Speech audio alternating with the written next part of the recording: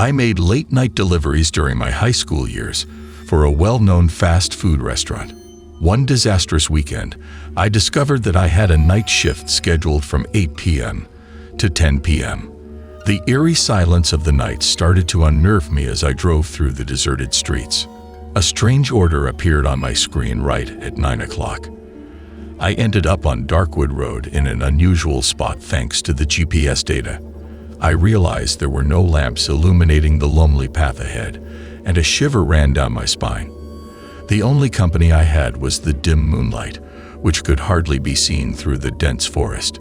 Although something prompted me to move forward despite my instincts screaming for me to turn around. As each mile carried me closer to the center of the night, anxiousness gnawed at my nerves, and the meandering road appeared to go on forever. I was enveloped by an uncomfortable environment, and couldn't get rid of the impression that I was being watched. The GPS finally signaled that I had arrived at my location, but to my horror, all that was there was an ivy-covered, abandoned, and decaying house. I resisted getting out of my car since the sight gave me the chills. My phone's signal disappeared, cutting off any communication with the outside world. I was overcome with a sensation of foreboding, and the eerie silence seemed to grow more intense. It was as though an unsettling presence had infected the very air. My headlights flickered as I considered leaving, throwing spooky shadows that danced on the old house's walls. As panic set in, I called the client to double-check the address. I experienced a rush of fear when the other end's distorted voice mumbled a menacing confirmation. Before I could respond, I noticed a man cautiously approaching my car as it emerged from the shadows. His face began to smile uncomfortably, and his eyes shone with an ethereal brightness. As he called for me to approach, my chest beat. My hands shook as I trembled to lock the car doors out of fear.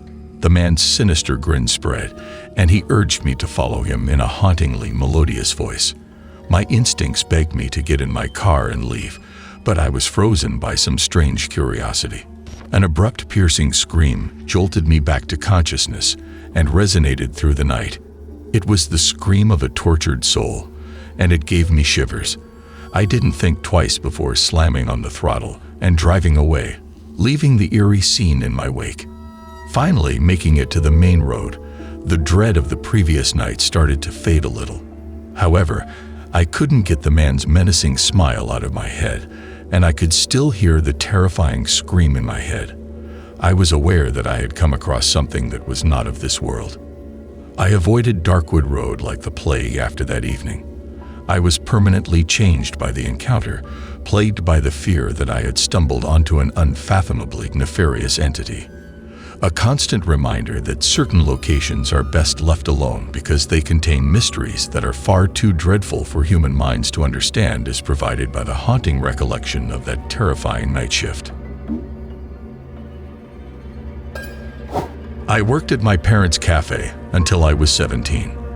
Although it wasn't busy, it kept the lights on. I took care of the till, waited tables, and cleaned. I put in full 40-hour work weeks during the summer, frequently remaining past closing time. There were only my dad and I. There one creepy Friday night, my father assisted me with some chores as the last customers left before closing the front doors and disappearing into the night. I worked quickly by myself to complete my responsibilities prior to the hour of midnight. A chilly breeze swept about me as I stepped outdoors into the dimly illuminated parking lot. By my car, a spooky figure was lurking, his shape warped by the wavering lamplight. His face was hidden by a big, unruly beard, and a sinister smirk danced across his lips. I told him to leave as fear overtook me and caused my voice to tremble. Before fading into the shadows, he laughed, making a sound like nails scraping over a chalkboard. He was lurking, I was persuaded, ready to strike when I was least expecting it, and my heart was racing. After a few days, the diner was only run by the assistant cook and me on a dreary night. As the timer got closer to zero, the air became eerily silent. Without saying a word, a man in the shadows arrived, sending chills down my spine. He didn't move as he kept looking at me. I gathered my strength and walked toward him, but every step caused my knees to tremble. A terrible odor that smelled like filthy dirt and decaying flesh enveloped me as I moved closer.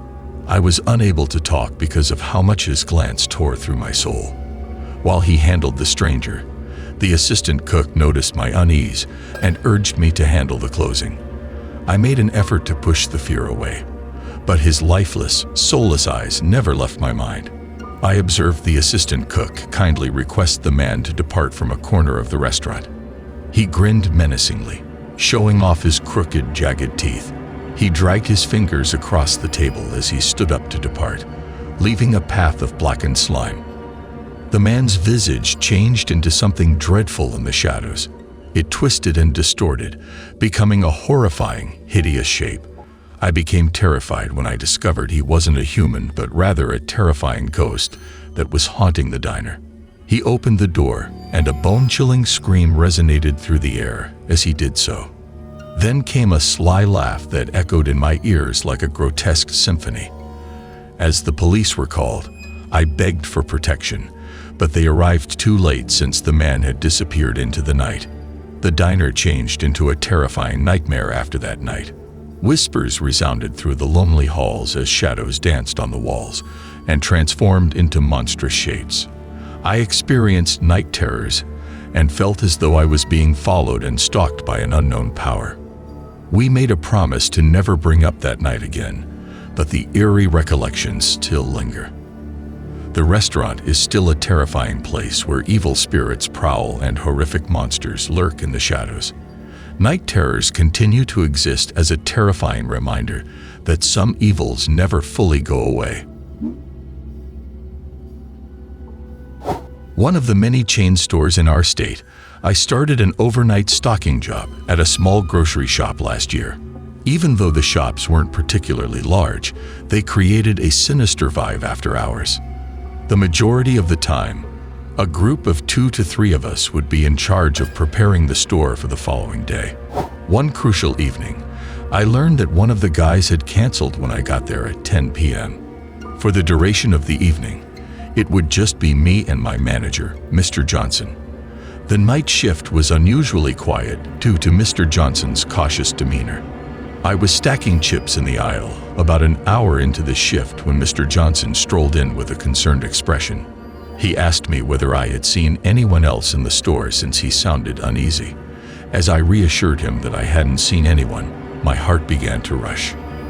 Mr. Johnson was obviously frightened because of his rapid breathing.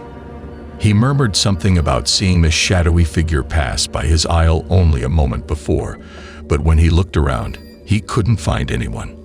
Although I made an effort to allay his concerns, I couldn't help but feel that something wasn't right. We worked independently for the following 3 hours, and I couldn't get rid of the feeling that I was being observed. Every creak and rustle seemed menacing to me as my mind played games on me during the eerie calm. I finished my work at 2 in the morning and went to look for Mr. Johnson to get more instructions. I looked everywhere in the shop, but I couldn't find him. I felt a chill run down my spine when I saw his cart, which was only partially loaded with goods, abandoned in an aisle. I called out for him, my pulse pounding, but there was no answer. I became frantic and made the decision to look outside. There was no one in the parking lot, and the air was dreadfully chilly. I was overcome with a feeling of dread, and I could feel the hairs on the back of my neck stand up. The aisles turned like cramped, gloomy tunnels as the store seemed to shut in on me. I contacted the police for assistance while trembling, barely raising my voice above a whisper to emphasize how urgent the situation was. With their sirens breaking the night's calm, the police arrived quickly. We all hurried to the security area, where the CCTV cameras for the store were being watched. The video showed a terrifying image that gave me the chills. A stealthy, calculated shadowy figure walked silently through the shop like a ghost. The dim light covered the stranger's face, but his evil intent was obvious. When I noticed that he was staring menacingly at Mr. Johnson, our usually cool manager, my heart sunk. With his menacing grin, the man moved up behind Mr. Johnson, sending shivers down my spine. He clutched a shining knife in his hand, the metal's glitter reflecting the low light. As I observed him holding Mr. Johnson at knife point and pressuring him to comply with his demands, my stomach twisted in terror and anxiety. As I watched the horrible scene play out in front of me, I felt helpless. Mr. Johnson's hold on the foreigner grew more rigid, and I could see terror in our manager's eyes. It was a terrifying scene, and I prayed that there would be a way for me to intercede and save Mr. Johnson from this vicious monster. Mr. Johnson was told to go to the back of the store by the stranger, who spoke in a low, intimidating tone. They were moving deeper into the shadows with each step they took, which seemed to echo in my ears. The weight of evil was in the air, and the stranger's presence was oppressive. I knew I had to get out of the store as they disappeared into the darkness. I was overcome with fear and terror as I stumbled out the door, my heart racing. I couldn't bear to stay any longer. The night had become a horrible nightmare.